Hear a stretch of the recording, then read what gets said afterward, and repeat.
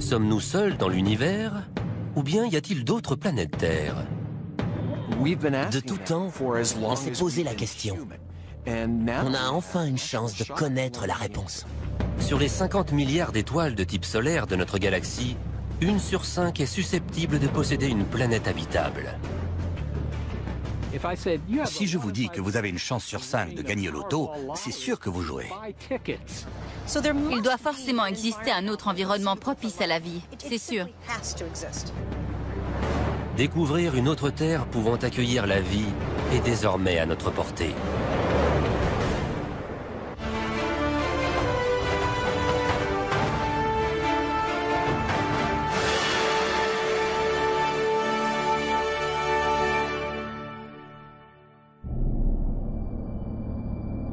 Il y a encore 20 ans, les astronomes avaient connaissance d'une seule étoile qui soit entourée de planètes, le Soleil.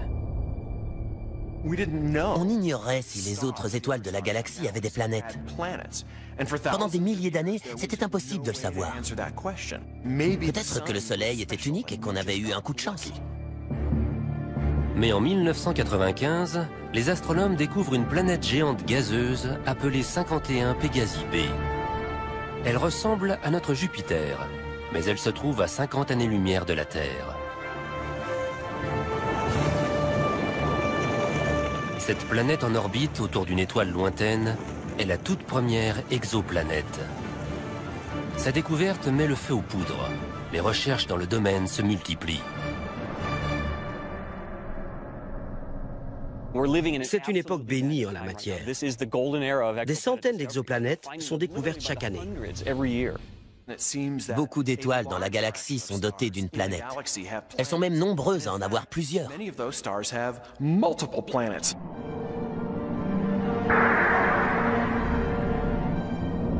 La plupart des exoplanètes ont été découvertes ces 4 dernières années, grâce à un outil ayant coûté près de 600 millions de $, le télescope spatial Kepler.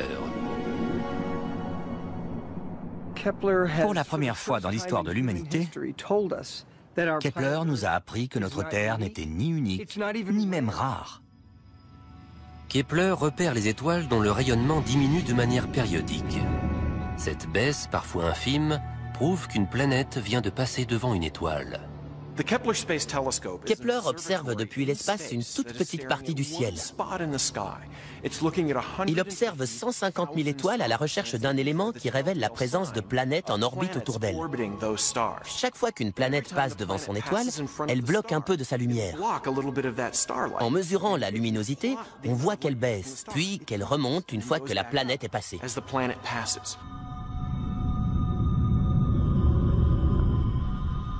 Kepler repère des planètes, mais il est incapable de nous dire si elles sont de type rocheux et donc potentiellement habitables comme la Terre, ou s'il s'agit de géantes gazeuses inhospitalières comme Jupiter. Pour ce faire, les astronomes ont recours au plus puissant des télescopes terrestres.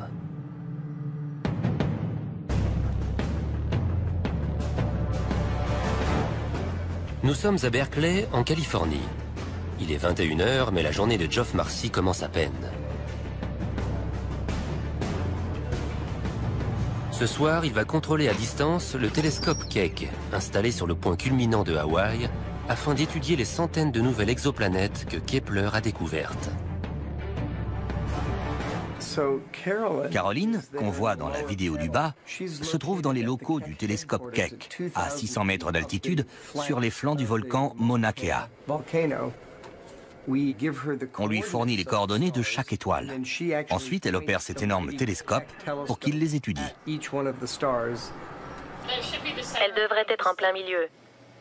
Là. Ouais, c'est ça, c'est magnifique. Ok, on peut y aller.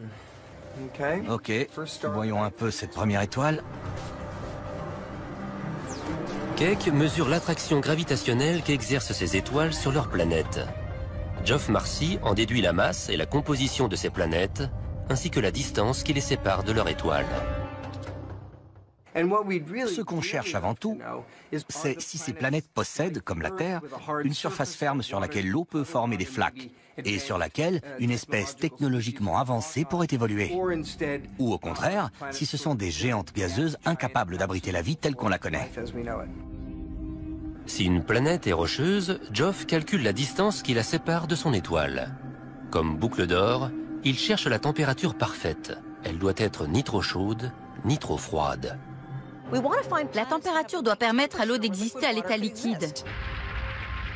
Si on est trop près de l'étoile, l'eau va s'évaporer. Si on est trop loin, elle va geler. Dans cette zone habitable, on peut trouver de l'eau liquide, et donc peut-être la vie. Quelques années de recherche et 2 super télescopes ont suffi aux astronomes pour réaliser un calcul jusqu'alors inconcevable. En se basant sur une toute petite portion du ciel, ils ont obtenu par extrapolation le nombre de planètes habitables qui pourraient se trouver dans la Voie lactée.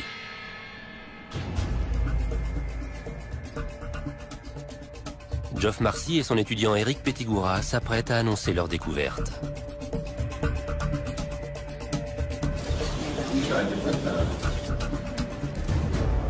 Bienvenue à la réunion d'information Kepler. Je vous prie d'accueillir Eric Pettigura. Je suis heureux de vous annoncer que 22% des étoiles de type solaire possèdent une planète dans la zone habitable qui fasse entre 1 et 2 fois la taille de la Terre et qui baigne dans la même intensité lumineuse. C'est un véritable événement. Ces 22% signifient qu'il existe potentiellement 11 milliards de planètes habitables dans la Voie lactée.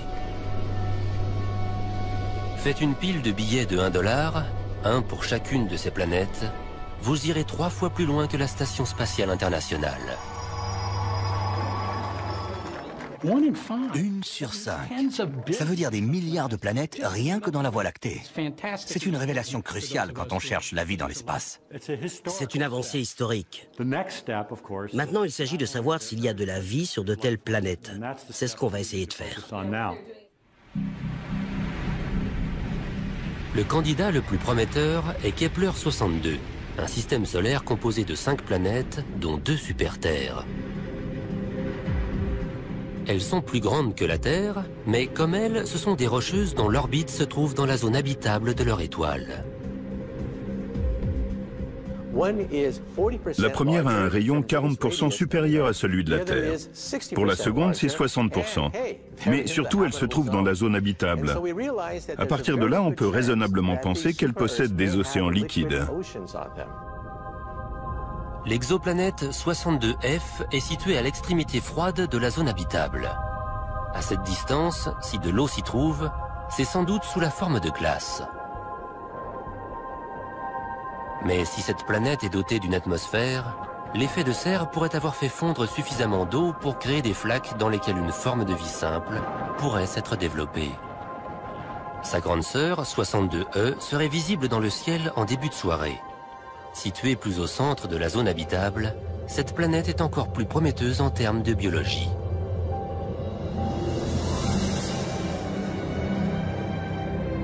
Les astronomes y entrevoient un possible paradis, doté de tous les ingrédients nécessaires à la vie. Des océans parsemés de chapelets d'îles baignant dans une température tropicale. Sur Terre, ce type d'environnement est on ne peut plus favorable au développement de la vie.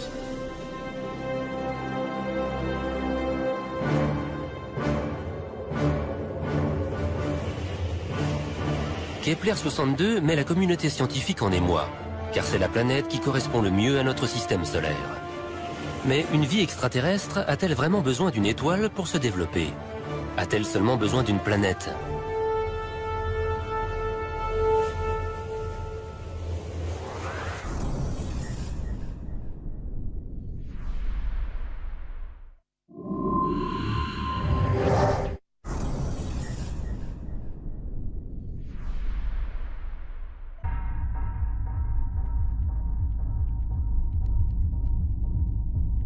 Rien que dans notre galaxie, il pourrait y avoir 11 milliards d'exoplanètes en orbite autour d'étoiles comparables à notre Soleil en termes de taille et de luminosité.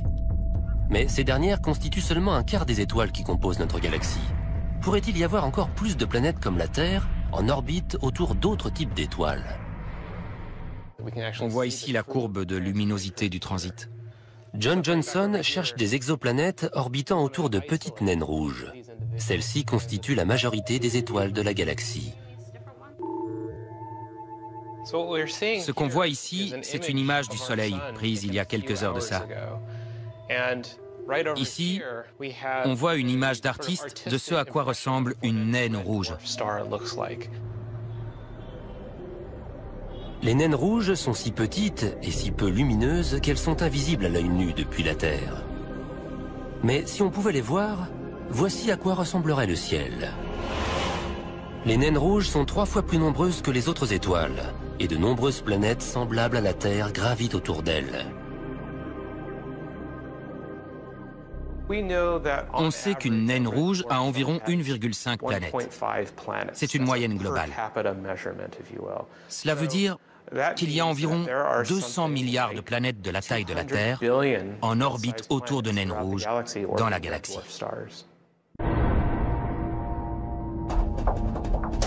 Les naines rouges sont le rêve de tous les chasseurs d'exoplanètes. De nombreuses planètes de la taille de la Terre gravitent autour d'elles, et elles sont beaucoup plus faciles à repérer. Voici l'éclipse que provoque une planète en passant devant une étoile. On voit qu'elle couvre une fraction beaucoup plus large de la surface d'une naine rouge. Comme le signal est plus clair, ces planètes sont plus faciles à détecter si elles gravitent autour de petites étoiles. Mais l'orbite de ces planètes présente une différence majeure par rapport à la Terre. C'est comme si vous preniez les planètes telluriques de notre système solaire et que vous les rétrécissiez jusqu'à ce qu'elles aient des périodes orbitales de 30 jours environ. Elles sont très proches de leur étoile. Pour qu'une planète soit ici habitable, elle doit être plus proche de son étoile, car les naines rouges irradient beaucoup moins d'énergie que notre Soleil. Leur zone habitable s'en trouve rétrécie.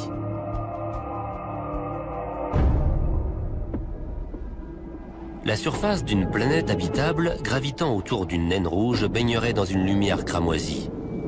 Il suffirait de lever la tête pour apercevoir d'autres rocheuses. Certaines sembleraient 8 fois plus grandes que notre Lune et traverseraient le ciel en moins d'1 heure.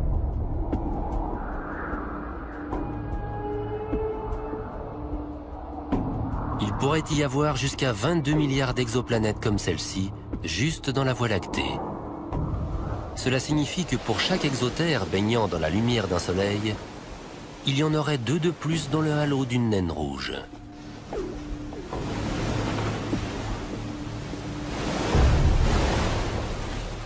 Ce sont de petites étoiles de rien du tout. Elles pourraient facilement passer inaperçues. Mais il est fort possible que ce soit autour de naines rouges que gravite la plus grande part des planètes capables d'abriter la vie.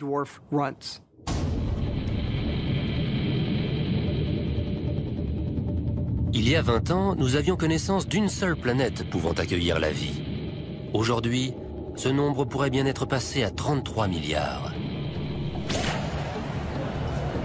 Soit 5 planètes par terrien, hommes, femmes ou enfants.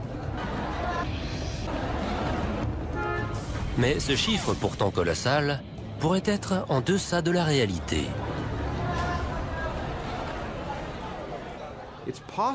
Il est possible que les formes de vie dominantes soient présentes non pas sur des planètes, mais sur des lunes.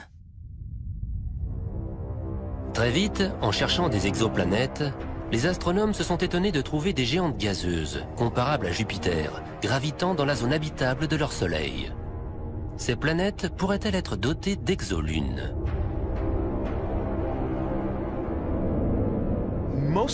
On découvre surtout des planètes de la taille de Jupiter. Mais parmi elles, beaucoup se trouvent à une distance de leur étoile comparable à la distance Terre-Soleil. Donc même si elle est inhospitalière, une telle planète pourrait avoir une lune dotée d'une atmosphère sur laquelle la vie pourrait se développer. Le plus vaste de ces mondes rocheux pourrait ressembler à notre planète. Il pourrait y avoir des milliards d'exolunes dans l'univers. Certaines avec une surface de glace recouvrant des océans, d'autres, volcaniques, crachant leurs entrailles dans l'espace, et même des paradis fourmillants de vie. Pour repérer des exolunes, David Kipping cherche une double diminution dans la courbe de luminosité d'une étoile. On cherche les exolunes de la même manière qu'on cherche les exoplanètes, en les observant lorsqu'elles passent devant leur étoile. Si une exoplanète possède une lune, on observe une baisse importante due à l'exoplanète, puis une baisse plus petite à droite ou à gauche qu'on attribue à la lune.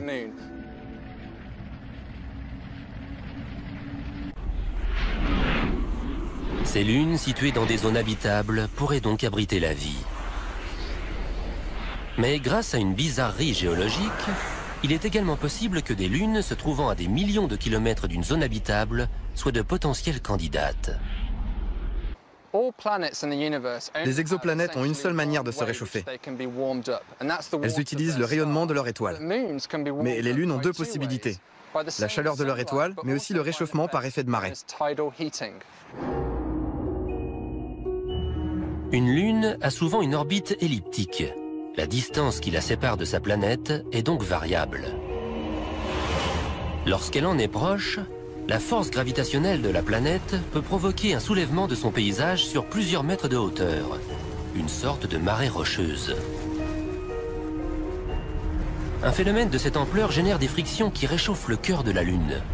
Si la marée est suffisamment importante, elle peut même donner à la Lune une température propre à la vie, et ce, à n'importe quelle distance de sa planète. Imaginez que vous gravitez autour d'une planète gigantesque, avec une source de lumière au loin. Cette lumière est suffisante pour la photosynthèse, mais pas pour réchauffer votre environnement. C'est votre interaction gravitationnelle avec cette énorme planète qui réchauffe votre environnement. Vous pouvez donc potentiellement devenir un havre hospitalier. Si elles existent, ces exolunes pourraient nous réserver l'une des vues les plus spectaculaires de l'univers.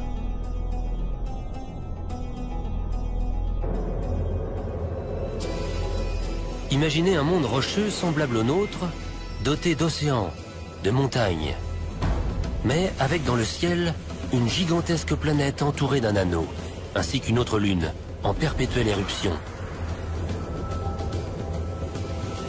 Les exolunes semblent tout droit sorties d'une œuvre de science-fiction.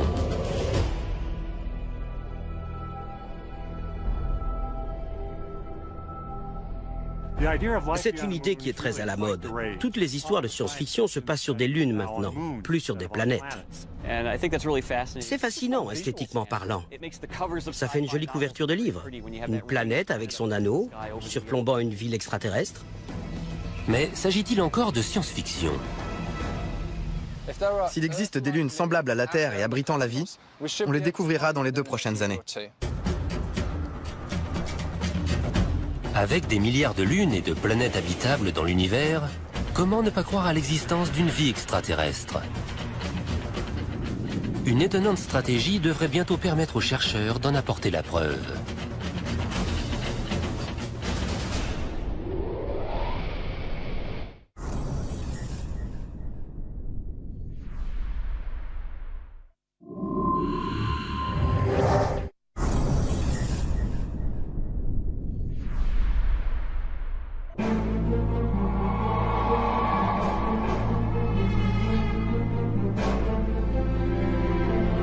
Grâce à d'impressionnantes avancées technologiques, les scientifiques ont enfin réussi à percer les secrets de la Voie lactée. La Terre n'est pas unique. Des dizaines de milliards d'autres planètes et de lunes potentiellement habitables sont disséminées dans toute la galaxie.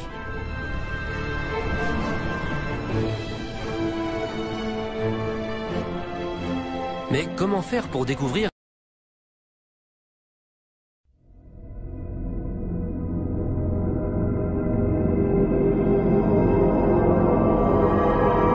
si elle porte la vie lorsqu'elle se trouve si loin de nous? Vous allez me dire, pourquoi est-ce qu'on ne va pas visiter ces exoplanètes? On prend une fusée et on y va. Je vous répondrai que c'est impossible. Elles sont trop loin. Même la plus proche des planètes habitables identifiées par Kepler se trouve hors de notre portée. Il faudrait à Voyageur 1 plus de 200 000 ans pour l'atteindre, et c'est la plus rapide de nos sondes spatiales. Dans cette quête d'une vie extraterrestre, les vaisseaux spatiaux ne nous sont d'aucune utilité. Trouver la vie dans l'espace nécessite un outil capable de voyager à la vitesse de la lumière. Les astronomes ont donc décidé d'utiliser la lumière des étoiles.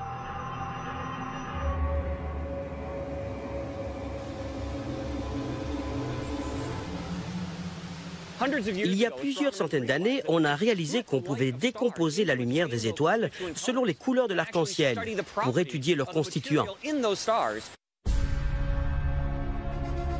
Voici l'arc-en-ciel correspondant à la lumière émise par notre Soleil. Les intervalles noirs, appelés lignes d'absorption, sont une sorte de signature. Ils indiquent aux scientifiques la composition chimique de l'atmosphère du Soleil. Comme les empreintes digitales, qui sont spécifiques à chaque être humain, les empreintes chimiques, ces lignes d'absorption que l'on voit dans le spectre de l'arc-en-ciel d'un objet, nous donnent énormément d'informations sur sa composition. Si l'atmosphère d'une étoile possède une signature, celle d'une planète doit également en être dotée. Et il existe des signatures chimiques que seule la vie peut produire. Pour les chercheurs d'exoplanètes, identifier une biosignature équivaudrait à trouver le Saint Graal, notamment s'il s'agit d'oxygène. L'air que nous respirons a été produit par des organismes unicellulaires microscopiques qui ont rejeté des petites quantités d'oxygène pendant des milliards d'années jusqu'à créer les niveaux d'oxygène actuels. C'est la façon la plus simple de repérer la vie n'importe où dans l'univers, car il ne peut y avoir d'oxygène libre dans l'atmosphère que s'il y a de la vie.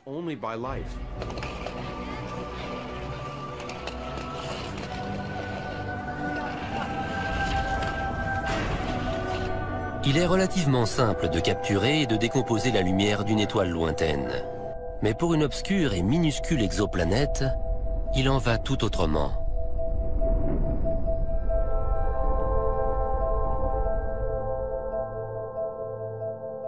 L'étoile est très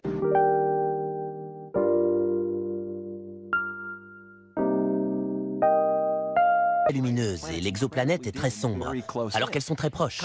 C'est comme observer une luciole placée devant un spot. C'est une véritable catastrophe. Il faut trouver un moyen d'obscurcir l'étoile, de bloquer sa lumière, pour arriver à détecter la lumière très faible que renvoie l'exoplanète. Face à cet obstacle de taille, scientifiques et ingénieurs ont mis au point un dispositif audacieux, le Starshade. Ce large écran spatial se déploierait à une distance de 50 000 km d'un télescope robotique, afin de bloquer la lumière des étoiles distantes. Si ce dispositif fonctionne, nous pourrons pour la toute première fois observer directement des exoplanètes de taille similaire à la Terre, comme si l'on recréait une éclipse solaire. On pourrait penser que la meilleure stratégie serait d'utiliser un écran circulaire. Mais il y a un problème, c'est que la lumière se courbe. Elle contourne les bords de l'écran et revient vers son centre, ce qui gâche complètement ce que vous étiez en train d'essayer de faire, à savoir bloquer la lumière. En forme de fleur, Starshade empêche la lumière de contourner l'écran. Il faut installer de petites extensions, comme des pétales, tout autour de cet écran circulaire. Ça éloigne la lumière de son centre et ça l'obscurcit pour que l'exoplanète puisse bien ressortir. À condition que Starshade puisse un jour décoller. Abandonné pendant des années, le projet vient d'être repris par une équipe déterminée à prendre, grâce à lui, la première photographie d'une exoterre. Aujourd'hui, les ingénieurs de la NASA testent le mécanisme chargé d'ouvrir les délicats pétales de Starshade une fois que ce dernier aura été déployé dans l'espace. Cette armature aura la taille d'une maison. Chacun de ces 60 points devra être placé au micromètre près. C'est notre troisième essai. À chaque fois, on fait autrement, parce qu'il se passe toujours quelque chose que l'on n'avait pas prévu. Sans doute qu'aujourd'hui, aussi, on aura des surprises. Les ingénieurs observent le déploiement de cette délicate structure. Ils sont prêts à interrompre le test à tout moment. Attendez, doucement. Le moindre accroc pourrait suffire à enrayer cette belle mécanique. Bien vu. À 5 cm près, ça allait sauter. C'est bon, on peut reprendre. L'équipe, de plus en plus confiante, regarde la structure prendre forme. Cette fois-ci, ils ont réussi. Tout est bien emboîté? Bravo à tous. Bien joué, David. Si tout se passe bien, Starshade sera lancé dans les 10 prochaines années. Il offrira peut-être au monde la première image d'une exoplanète vivante. Quand on aura cette première image, quand elle fera la une de tous les journaux, ce sera comme le premier pas sur la Lune. Le monde entier en sera soufflé. Mettre au jour un autre système qui nous amènera à d'autres découvertes et peut-être même à des échanges, pour moi, c'est la plus grande avancée à laquelle l'homme puisse prétendre. Il me semble que ça en vaut la peine.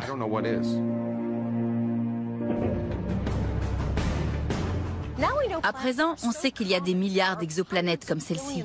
Il doit forcément exister un autre environnement propice à la vie. C'est sûr. Mais à quoi ressemblerait une vie extraterrestre? Notre histoire primitive nous livre de précieux indices sur la question.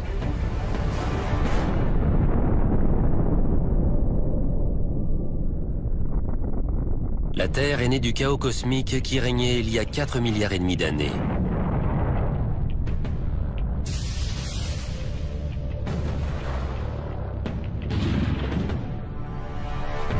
Des astéroïdes géants sont entrés en collision avec la Terre pendant des centaines de millions d'années, jusqu'à créer un océan de roches en fusion riche en éléments chimiques. Lorsque ces bombardements cessent enfin, la température de la Terre diminue suffisamment pour que se forme une surface solide. C'est alors que survient le miracle. La vie est apparue sur Terre dès que les conditions idéales ont été réunies. La vie a commencé dès que la Terre s'est solidifiée. Il y a donc une formule magique. Dès que la température et les éléments chimiques correspondent, c'est quasi automatique. Nous ignorons encore si la vie apparaît de manière automatique. Cependant, la plupart des scientifiques s'accordent à dire que pour ce faire, les éléments de base nécessaires doivent baigner dans une soupe primordiale.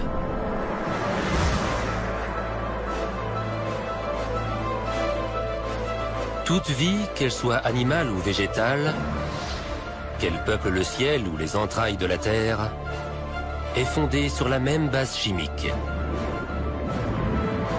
De longues chaînes d'ADN composées d'éléments chimiques comme le carbone, l'hydrogène et le phosphore. En fouillant le ciel à l'aide de leurs télescopes, les scientifiques ont découvert que les composants nécessaires à la vie sont présents partout, dans les astéroïdes, dans les nuages gazeux et dans les étoiles.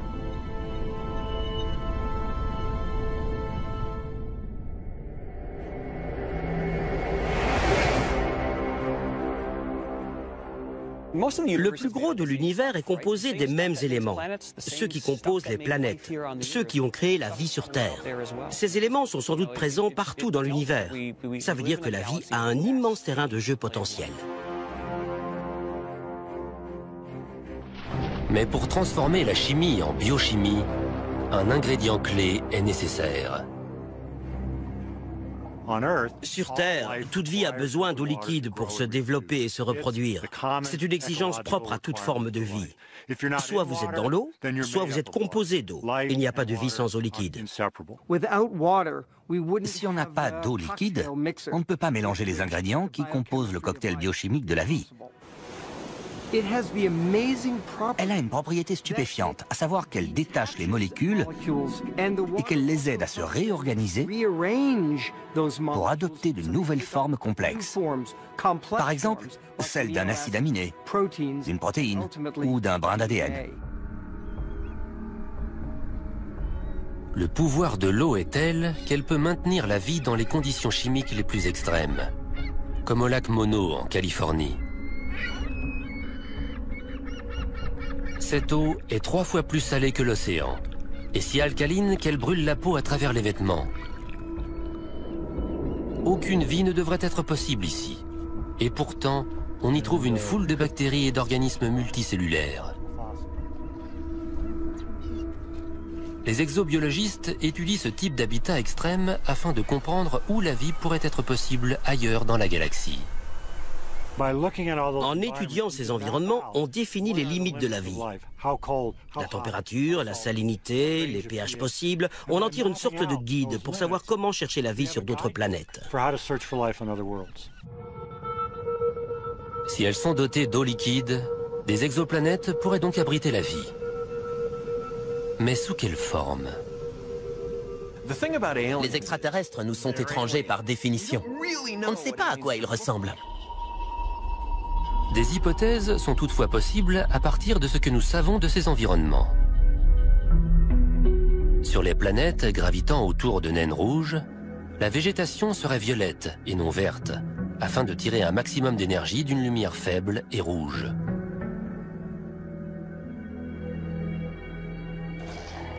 La science-fiction est peuplée d'êtres étranges, mais en vérité, les extraterrestres pourraient bien nous ressembler. La science-fiction se trompe. Je pense que dans ces autres mondes possibles, les choses pourraient être comme sur Terre.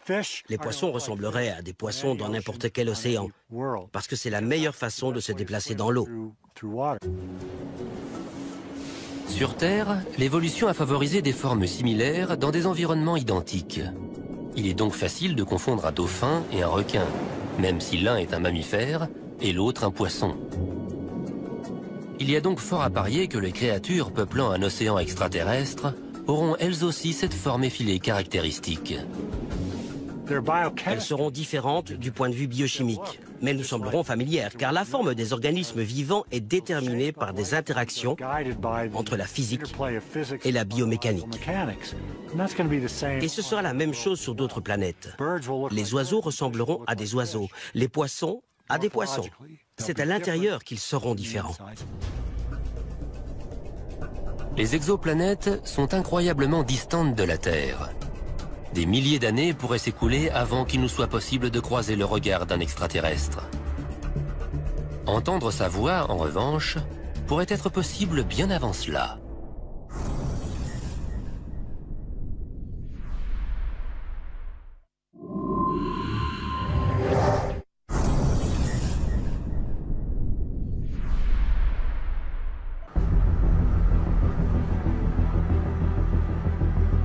En Californie du Nord, 42 paraboles sont tournées vers le ciel dans l'espoir de capter des communications extraterrestres. Seth Shostak est astronome émérite au sein du programme SETI pour la recherche d'une intelligence extraterrestre. D'après lui, des civilisations extraterrestres pourraient envoyer des ondes radio dans l'espace. Le réseau d'antennes du télescope Allen attend patiemment un signe de leur part. Quand on cherche une forme d'intelligence dans l'espace, des extraterrestres, comme on dit, il y a différentes approches. On pourrait y aller nous-mêmes, mais il se peut qu'ils soient très loin et nos fusées ne suffiraient pas. On peut attendre qu'ils se posent dans le jardin. Beaucoup de gens pensent que c'est déjà arrivé, mais pas moi. Et ce que nous faisons, c'est chercher des signaux. Un signal radio ou un signal lumineux, quelque chose qui nous permette de les localiser.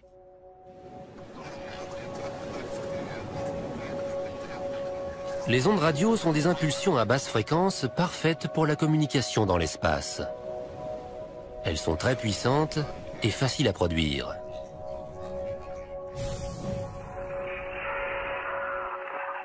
Les ondes radio peuvent traverser les larges nuages de poussière qui bloquent les signaux lumineux.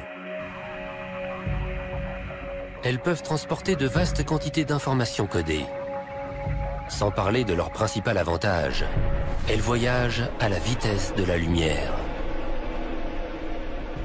C'est vraiment la meilleure manière de s'adresser aux extraterrestres. Même si vous êtes une civilisation avancée et que vous avez un outil de communication qui utilise les neutrinos ou les tachyons, vous savez qu'il existe d'autres civilisations moins avancées technologiquement. Si vous voulez qu'elles vous comprennent, vous vous mettez à leur niveau en utilisant des ondes radio. Donc, la façon la moins coûteuse de découvrir une forme de vie extraterrestre, c'est d'être à l'écoute de ces ondes. C'est la mission du programme SETI depuis plus de 50 ans.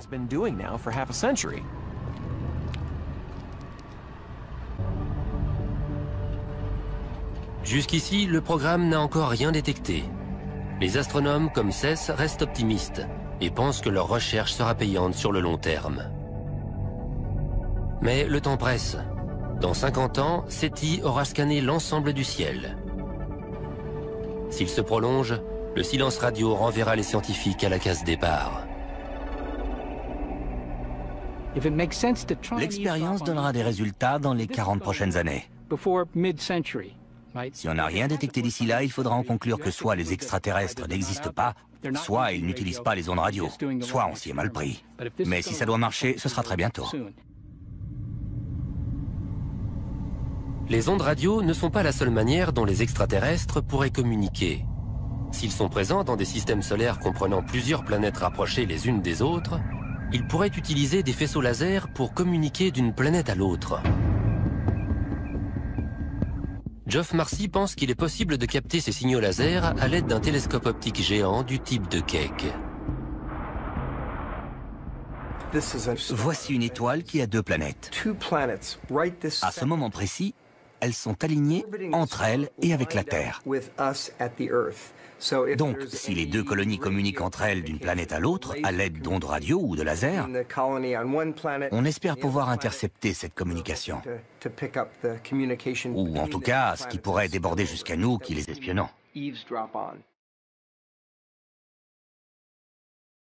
Ce soir, pas de signaux laser.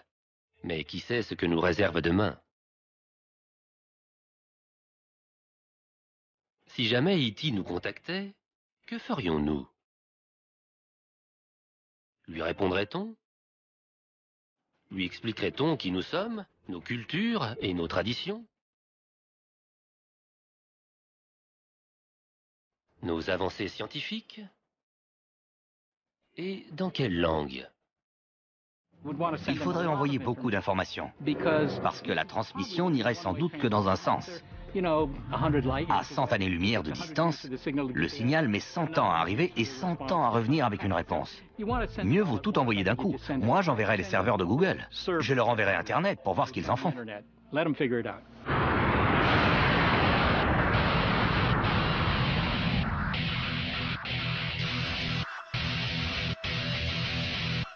Deux aventures scientifiques tentent de trouver une réponse à la même question. Sommes-nous seuls dans l'univers? La première, la recherche d'exoplanètes, est une réussite. Chaque semaine, on découvre de nouveaux mondes potentiellement habitables. On se demandait si les exoplanètes étaient répandues. Maintenant, on peut le dire haut et fort. Oui, il y en a partout dans le ciel. Vous n'avez qu'à lever les yeux. Il y en a des milliers, dans toutes les directions. La deuxième tentative, à savoir espionner les signaux extraterrestres, est un échec. 50 ans d'écoute à l'aide de matériel de pointe n'ont donné aucun résultat. On cherche désespérément à surprendre une conversation entre deux civilisations extraterrestres à l'aide de radiotélescopes. Jusqu'ici, aucun résultat, c'est le silence radio. Sur des centaines d'années, nous n'avons pas la moindre preuve d'une vie technologiquement avancée, ni même d'une vie primitive. Il y a quelque chose qui cloche. Des milliards de planètes pourraient accueillir la vie. Mais ces mondes intelligents resteraient silencieux? Serait-il possible que la vie apparaisse partout, mais qu'elle n'aille jamais nulle part? Une forme d'intelligence devrait laisser des indices visibles de sa présence dans l'univers. On devrait voir les autoroutes, les gratte-ciels, les infrastructures de ces civilisations. Pourquoi on ne les voit pas? Où sont-ils? Pourquoi diable n'atterrissent-ils pas tout simplement sur la pelouse de la Maison Blanche? Une moitié de notre cerveau nous dit « Bien sûr qu'il y a d'autres formes de vie dans la galaxie, dont certaines sont intelligentes. » L'autre moitié nous dit « Arrête ton char, on n'a aucune preuve de ça. » On est comme écartelés entre les deux. Il s'agit du paradoxe de Fermi. Source de nombreux questionnements, il a également permis de faire émerger plusieurs solutions possibles. Pour certains, le passage d'une vie simple à une vie technologique et intelligente est un phénomène extrêmement rare et complexe. Serions-nous les seuls êtres doués d'intelligence dans l'univers entier? Est-il possible que l'humanité soit une bizarrerie, un pur fruit du hasard, un simple coup de dé dans le grand jeu de la biologie, alors que la plupart des exoplanètes habitables iraient leur bonhomme de chemin sans avoir aucune espèce intelligente avancée?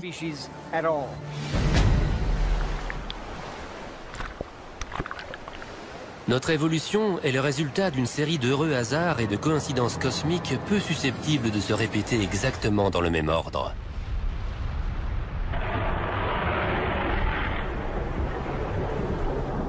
L'eau, par exemple. Il aurait suffi que la Terre en reçoive un peu plus pour que nous ne voyions jamais le jour. La masse de la Terre est pour moi d'un dixième d'1% composé d'eau. Ça représente une toute petite goutte par rapport au globe solide de la Terre. On peut donc facilement imaginer que d'autres planètes aient reçu 2 ou 3 gouttes d'eau. Auquel cas, les océans sont si profonds qu'ils recouvrent les continents et les montagnes. S'il n'y a pas de terre ferme, c'est difficile de créer des pianos ou d'écrire de la grande littérature, sans parler de concevoir des ordinateurs et des fusées. Mais même le fait que l'eau soit présente en quantité adéquate ne garantit en rien l'apparition de l'intelligence. En 4 milliards d'années de vie sur Terre, cela ne s'est produit qu'une seule fois. Les espèces évoluent dans le temps, mais leur intelligence ne se développe pas pour autant. Les dinosaures en sont le meilleur exemple. Ils ont survécu grâce à leur vitesse, à la longueur de leurs dents et à la solidité de leur carapace. Ils ont régné sur la Terre pendant 200 millions d'années, mais sans jamais développer la technologie dont nous, humains, sommes si fiers. Et sans un autre coup du sort cosmique survenu il y a 65 millions d'années, les dinosaures et leurs modestes cerveaux seraient peut-être restés l'espèce dominante sur Terre. L'intelligence est peut-être extrêmement rare, même si la vie existe partout. Dans ce cas, l'homme est peut-être encore plus précieux qu'on le croyait. Il est aussi possible que des civilisations se soient développées ailleurs dans l'univers, qu'elles aient connu un rayonnement hors du commun, puis qu'elles se soient éteintes, bien avant que l'homme ait développé la technologie lui permettant de les détecter. L'intelligence est une arme à double tranchant. Si les civilisations disparaissent au bout de quelques centaines de milliers d'années, nous avons encore moins de chances de les trouver. Une chose est sûre, partir à la recherche d'autres civilisations que la nôtre a changé notre propre regard sur l'humanité. À présent, nous savons que notre Terre n'est qu'un petit point bleu parmi des milliers de planètes pouvant abriter la vie. Il y a 20 ans, l'idée qu'il existe d'autres terres en orbite autour d'autres soleils n'était que pure spéculation. Maintenant, c'est quelque chose que l'on peut prouver. C'est fascinant. Chaque jour, de nouvelles possibilités sont révélées.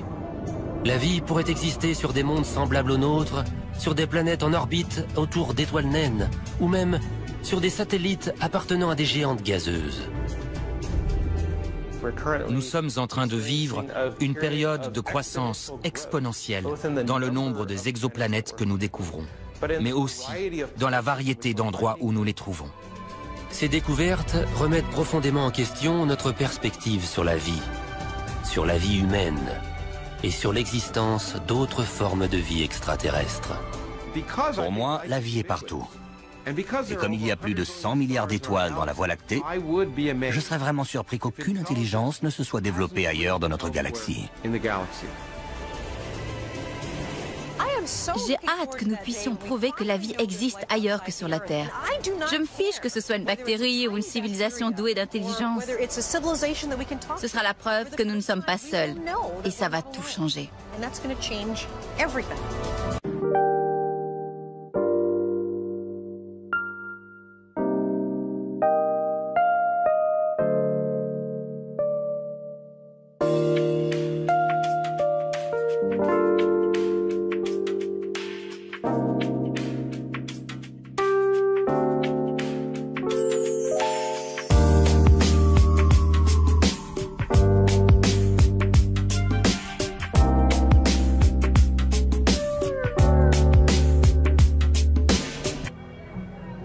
La science-fiction se trompe. Je pense que dans ces autres mondes possibles, les choses pourraient être comme sur Terre. Les poissons ressembleraient à des poissons dans n'importe quel océan, parce que c'est la meilleure façon de se déplacer dans l'eau. Sur Terre, l'évolution a favorisé des formes similaires dans des environnements identiques. Il est donc facile de confondre un dauphin et un requin, même si l'un est un mammifère et l'autre un poisson. Il y a donc fort à parier que les créatures peuplant un océan extraterrestre auront elles aussi cette forme effilée caractéristique. Elles seront différentes du point de vue biochimique, mais nous sembleront familières, car la forme des organismes vivants est déterminée par des interactions entre la physique et la biomécanique. Et ce sera la même chose sur d'autres planètes. Les oiseaux ressembleront à des oiseaux, les poissons à des poissons.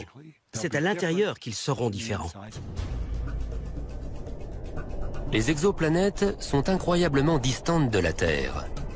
Des milliers d'années pourraient s'écouler avant qu'il nous soit possible de croiser le regard d'un extraterrestre. Entendre sa voix, en revanche, pourrait être possible bien avant cela.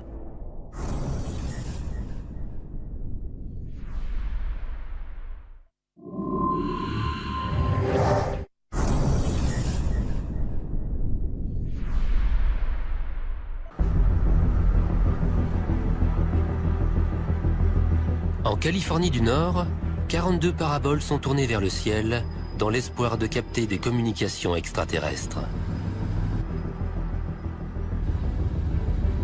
Seth Shostak est astronome émérite au sein du programme SETI pour la recherche d'une intelligence extraterrestre. D'après lui, des civilisations extraterrestres pourraient envoyer des ondes radio dans l'espace. Le réseau d'antennes du télescope Allen attend patiemment un signe de leur part. Quand on cherche une forme d'intelligence dans l'espace, des extraterrestres, comme on dit, il y a différentes approches. On pourrait y aller nous-mêmes, mais il se peut qu'ils soient très loin et nos fusées ne suffiraient pas. On peut attendre qu'ils se posent dans le jardin, beaucoup de gens pensent que c'est déjà arrivé, mais pas moi.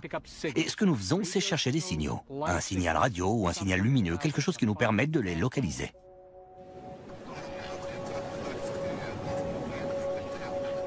Les ondes radio sont des impulsions à basse fréquence parfaites pour la communication dans l'espace. Elles sont très puissantes et faciles à produire.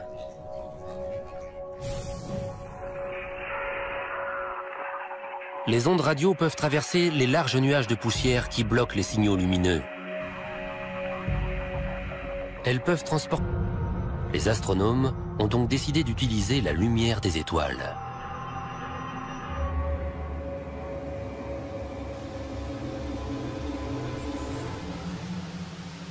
Il y a plusieurs centaines d'années, on a réalisé qu'on pouvait décomposer la lumière des étoiles selon les couleurs de l'arc-en-ciel pour étudier leurs constituants. Voici l'arc-en-ciel correspondant à la lumière émise par notre Soleil. Les intervalles noirs, appelés lignes d'absorption, sont une sorte de signature.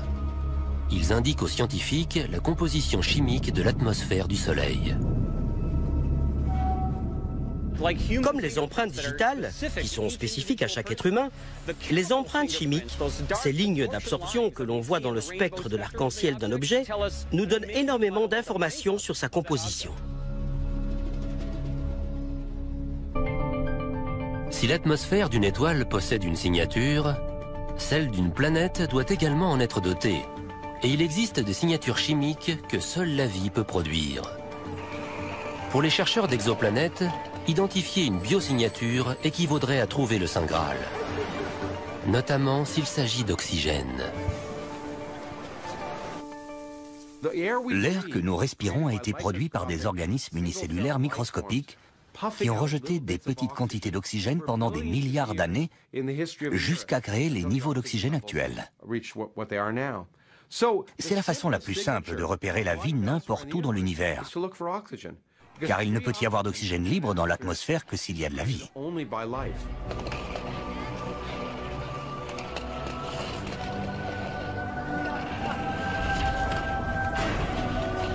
Il est relativement simple de capturer et de décomposer la lumière d'une étoile lointaine. Mais pour une obscure et minuscule exoplanète, il en va tout autrement.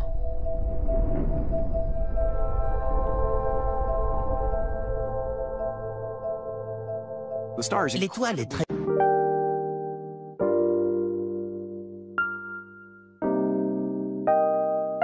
lumineuse et l'exoplanète est très sombre, alors qu'elles sont très proches. C'est comme observer une luciole placée devant un spot. C'est une véritable catastrophe. Il faut trouver un moyen d'obscurcir l'étoile, de bloquer sa lumière, pour arriver à détecter la lumière très faible que renvoie l'exoplanète. Face à cet obstacle de taille, scientifiques et ingénieurs ont mis au point un dispositif audacieux, le Starshade. Ce large écran spatial se déploierait à une distance de 50 000 km d'un télescope robotique, afin de bloquer la lumière des découvertes. Caroline, qu'on voit dans la vidéo du bas, se trouve dans les locaux du télescope Keck, à 600 mètres d'altitude, sur les flancs du volcan Mauna Kea. On lui fournit les coordonnées de chaque étoile. Ensuite, elle opère cet énorme télescope pour qu'il les étudie. Elle devrait être en plein milieu. Là. Ouais, c'est ça, c'est magnifique. Ok, on peut y aller. Ok, voyons un peu cette première étoile. Keck mesure l'attraction gravitationnelle qu'exercent ces étoiles sur leur planète. Geoff Marcy en déduit la masse et la composition de ces planètes, ainsi que la distance qui les sépare de leur étoile. Ce qu'on cherche avant tout, c'est si ces planètes possèdent, comme la Terre, une surface ferme sur laquelle l'eau peut former des flaques, et sur laquelle une espèce technologiquement avancée pourrait évoluer. Ou au contraire, si ce sont des géantes gazeuses incapables d'abriter la vie telle qu'on la connaît.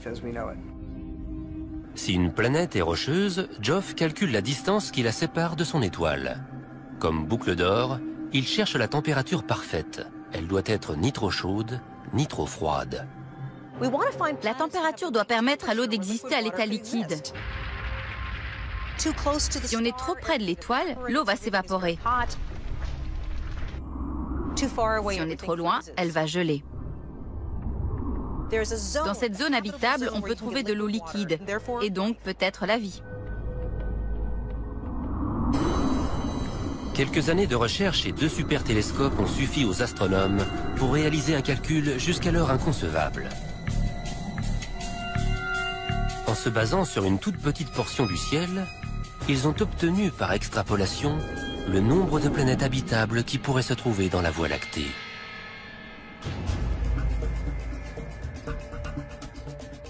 Geoff Marcy et son étudiant Eric Pettigura s'apprêtent à annoncer leur découverte.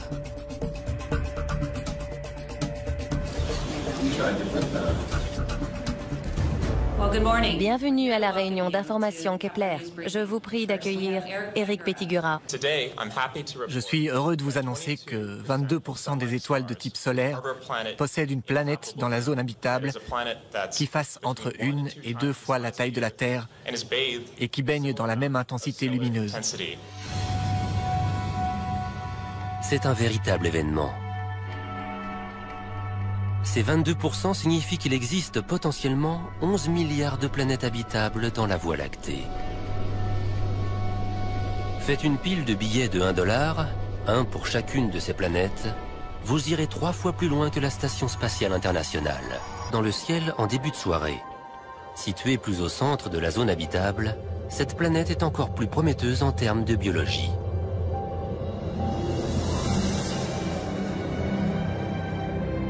Les astronomes y entrevoient un possible paradis, doté de tous les ingrédients nécessaires à la vie.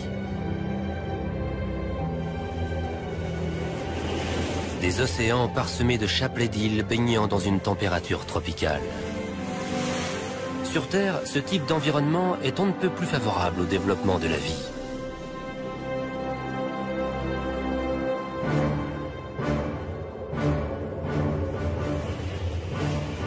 Kepler 62 met la communauté scientifique en émoi, car c'est la planète qui correspond le mieux à notre système solaire. Mais une vie extraterrestre a-t-elle vraiment besoin d'une étoile pour se développer? A-t-elle seulement besoin d'une planète?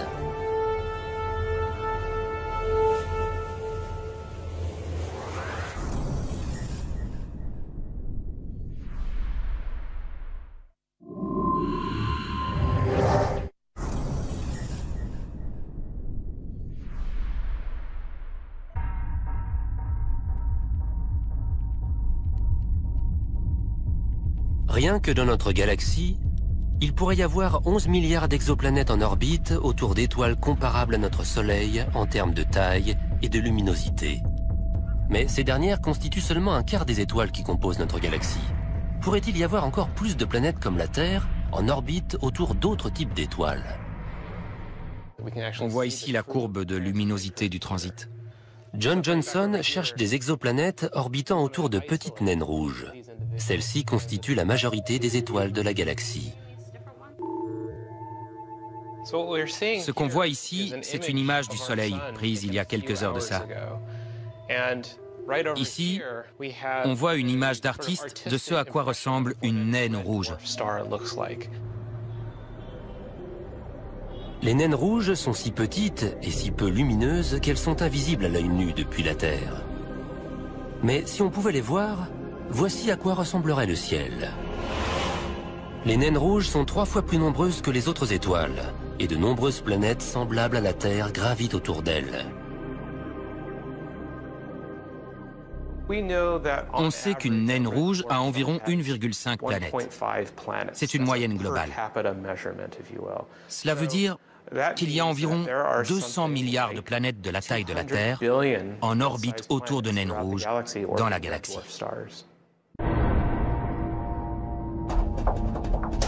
Les naines rouges sont le rêve de tous les chasseurs d'exoplanètes. De nombreuses planètes de la taille de la Terre gravitent autour d'elles, et elles sont beaucoup plus faciles à repérer de l'univers.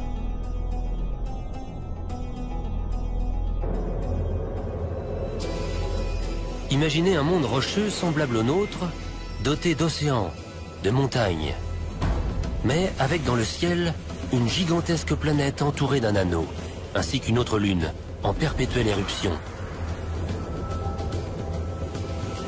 Les exolunes semblent tout droit sorties d'une œuvre de science-fiction.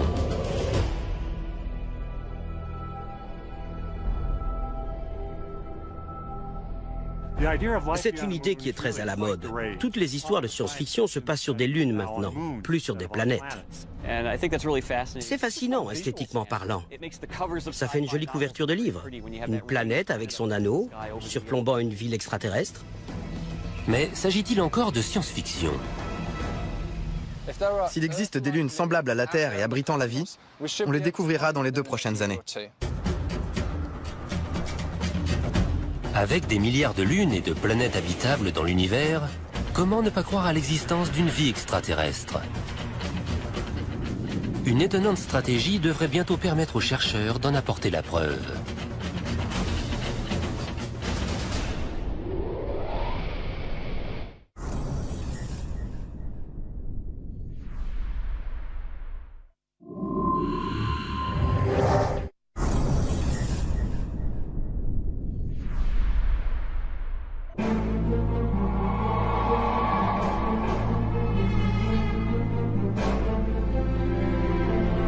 Grâce à d'impressionnantes avancées technologiques, les scientifiques ont enfin réussi à percer les secrets de la Voie lactée.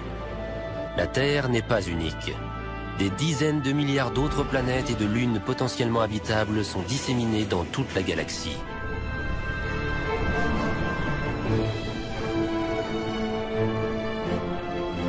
Mais comment faire pour découvrir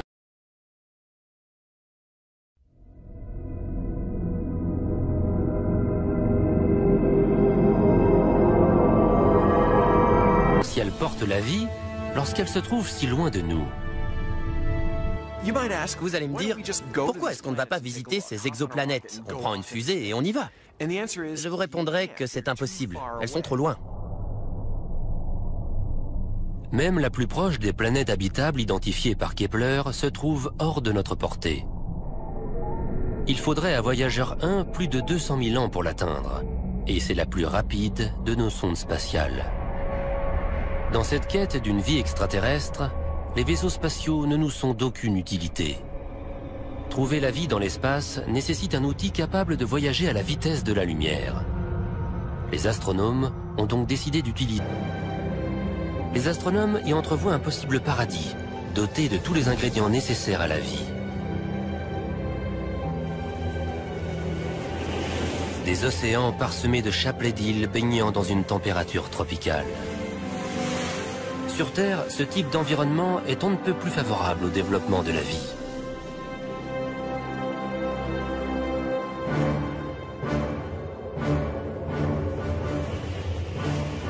Kepler 62 met la communauté scientifique en émoi, car c'est la planète qui correspond le mieux à notre système solaire. Mais une vie extraterrestre a-t-elle vraiment besoin d'une étoile pour se développer? A-t-elle seulement besoin d'une planète?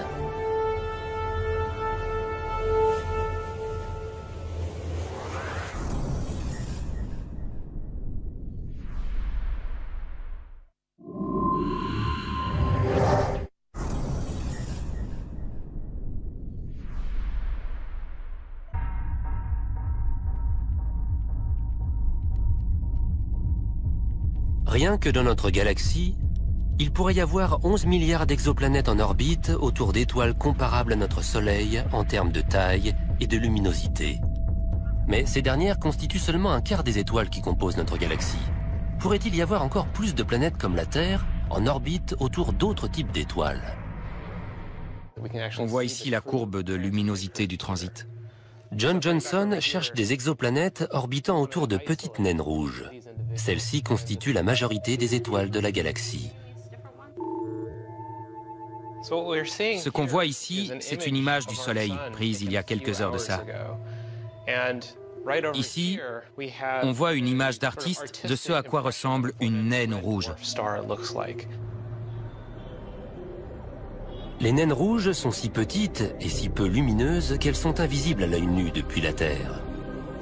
Mais si on pouvait les voir, voici à quoi ressemblerait le ciel. Les naines rouges sont 3 fois plus nombreuses que les autres étoiles, et de nombreuses planètes semblables à la Terre gravitent autour d'elles. On sait qu'une naine rouge a environ 1,5 planètes. C'est une moyenne globale. Cela veut dire qu'il y a environ 200 milliards de planètes de la taille de la Terre en orbite autour de naines rouges dans la galaxie.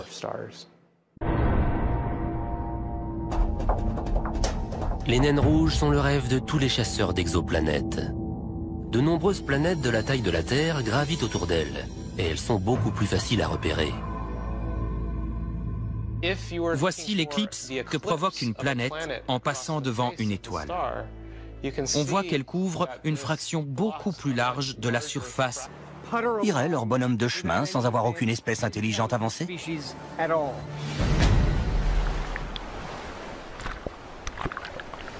Notre évolution est le résultat d'une série d'heureux hasards et de coïncidences cosmiques peu susceptibles de se répéter exactement dans le même ordre.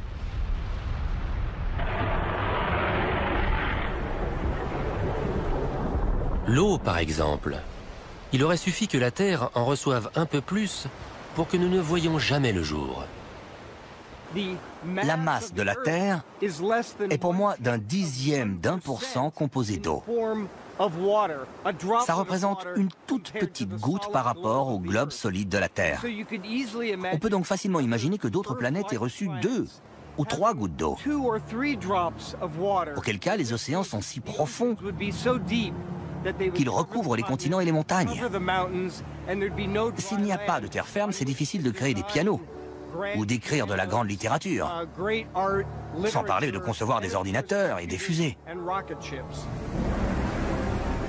Mais même le fait que l'eau soit présente en quantité adéquate ne garantit en rien l'apparition de l'intelligence. En 4 milliards d'années de vie sur Terre, cela ne s'est produit qu'une seule fois. Les espèces évoluent dans le temps, mais leur intelligence ne se développe pas pour autant. Les dinosaures en sont le meilleur exemple. Ils ont survécu grâce à leur vitesse, à la longueur de leurs dents et à la solidité de leur carapace. Ils ont régné sur la Terre pendant 200 millions d'années, mais sans jamais développer la technologie dont nous, humains, sommes si fiers. Et sans un autre coup du sort cosmique survenu il y a 65 millions d'années, les dinosaures et leurs modestes cerveaux seraient peut-être restés l'espèce dominante sur Terre. L'intelligence est peut-être extrêmement rare, même si la vie existe partout. Dans ce cas, l'homme est peut-être encore plus précieux qu'on le croyait.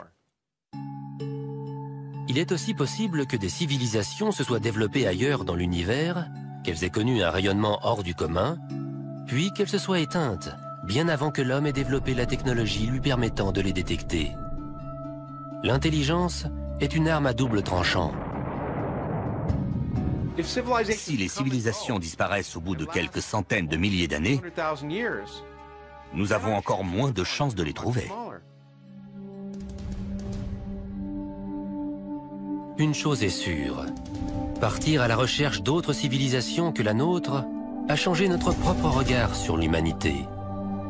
À présent, nous savons que notre Terre n'est qu'un petit point bleu parmi des milliers de planètes pouvant abriter la vie.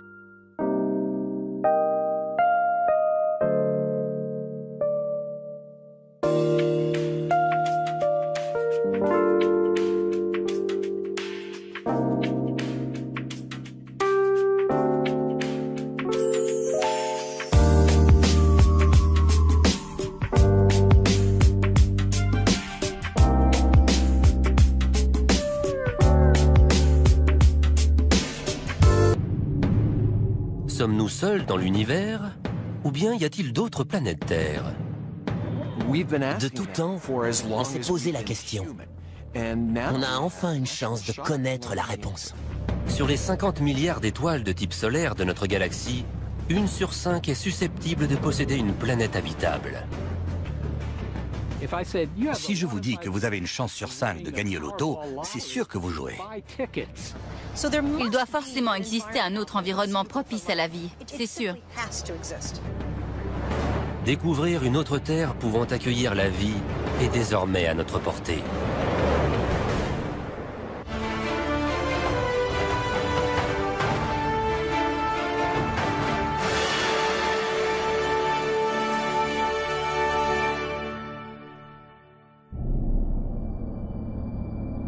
Il y a encore 20 ans, les astronomes avaient connaissance d'une seule étoile qui soit entourée de planètes, le Soleil. On ignorait si les autres étoiles de la galaxie avaient des planètes. Pendant des milliers d'années, c'était impossible de le savoir. Peut-être que le Soleil était unique et qu'on avait eu un coup de chance. Mais en 1995, les astronomes découvrent une planète géante gazeuse appelée 51 Pégasi b. Elle ressemble à notre Jupiter, mais elle se trouve à 50 années-lumière de la Terre. Cette planète en orbite autour d'une étoile lointaine est la toute première exoplanète. Sa découverte met le feu aux poudres. Les recherches dans le domaine se multiplient. C'est une époque bénie en la matière. Des centaines d'exoplanètes sont découvertes chaque année. Beaucoup d'étoiles dans la galaxie sont dotées d'une planète. Elles sont même nombreuses à en avoir plusieurs.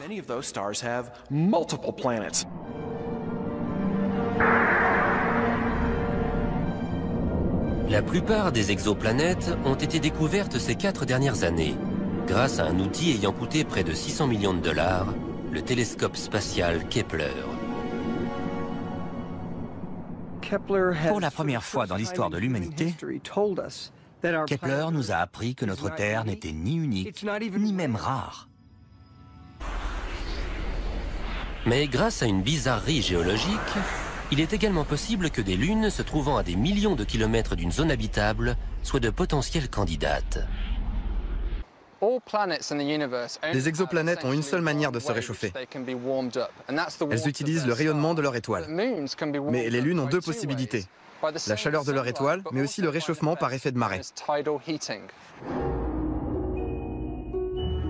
Une lune a souvent une orbite elliptique. La distance qui la sépare de sa planète est donc variable. Lorsqu'elle en est proche, la force gravitationnelle de la planète peut provoquer un soulèvement de son paysage sur plusieurs mètres de hauteur, une sorte de marée rocheuse.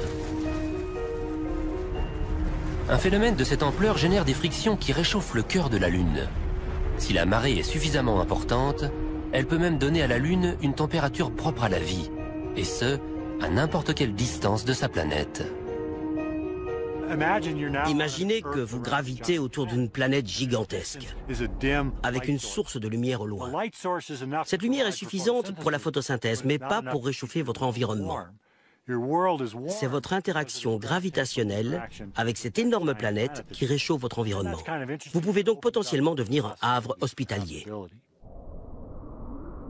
Si elles existent, ces exolunes pourraient nous réserver l'une des vues les plus spectaculaires de l'univers.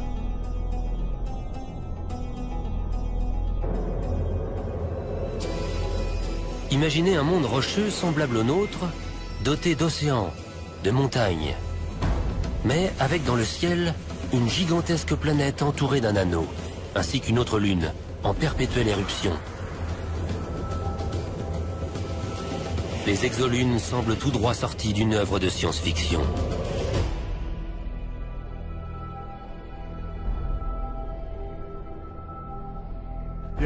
C'est une idée qui est très à la mode. Toutes les histoires de science-fiction se passent sur des lunes maintenant, plus sur des planètes. C'est fascinant, esthétiquement parlant. Ça fait une jolie couverture de livre. Une planète avec son anneau, surplombant une ville extraterrestre. Mais s'agit-il encore de science-fiction ? S'il existe des lunes semblables à la Terre et abritant la vie, on les découvrira dans les 2 prochaines années. Avec des milliards de lunes et de planètes habitables dans l'univers, comment ne pas croire à l'existence d'une vie extraterrestre? Une étonnante stratégie devrait bientôt permettre aux chercheurs d'en apporter la preuve.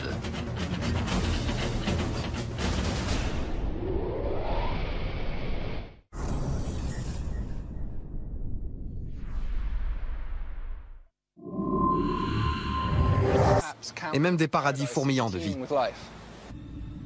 Pour repérer des exolunes, David Kipping cherche une double diminution dans la courbe de luminosité d'une étoile. On cherche les exolunes de la même manière qu'on cherche les exoplanètes, en les observant lorsqu'elles passent devant leur étoile. Si une exoplanète possède une lune, on observe une baisse importante due à l'exoplanète, puis une baisse plus petite à droite ou à gauche qu'on attribue à la lune.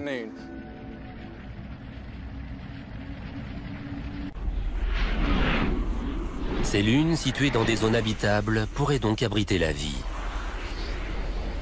Mais grâce à une bizarrerie géologique, il est également possible que des lunes se trouvant à des millions de kilomètres d'une zone habitable soient de potentielles candidates. Les exoplanètes ont une seule manière de se réchauffer. Elles utilisent le rayonnement de leur étoile. Mais les lunes ont 2 possibilités. La chaleur de leur étoile, mais aussi le réchauffement par effet de marée. Une lune a souvent une orbite elliptique. La distance qui la sépare de sa planète est donc variable. Lorsqu'elle en est proche, la force gravitationnelle de la planète peut provoquer un soulèvement de son paysage sur plusieurs mètres de hauteur, une sorte de marée rocheuse. Un phénomène de cette ampleur génère des frictions qui réchauffent le cœur de la Lune. Si la marée est suffisamment importante, elle peut même donner à la Lune une température propre à la vie, et ce, à n'importe quelle distance de sa planète. Imaginez que vous gravitez autour d'une planète gigantesque, avec une source de lumière au loin. Cette lumière est suffisante pour la photosynthèse, mais pas pour réchauffer votre environnement. C'est votre interaction gravitationnelle avec cette énorme planète qui réchauffe votre environnement. Vous pouvez donc potentiellement devenir un havre hospitalier. Si elles existent, ces exolunes pourraient nous réserver l'une des vues les plus spectaculaires de l'univers.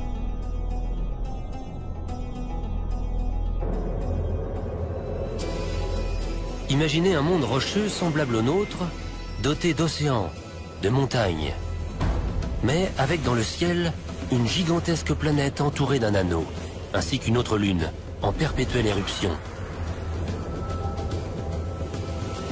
Les exolunes semblent tout droit sorties d'une œuvre de science-fiction.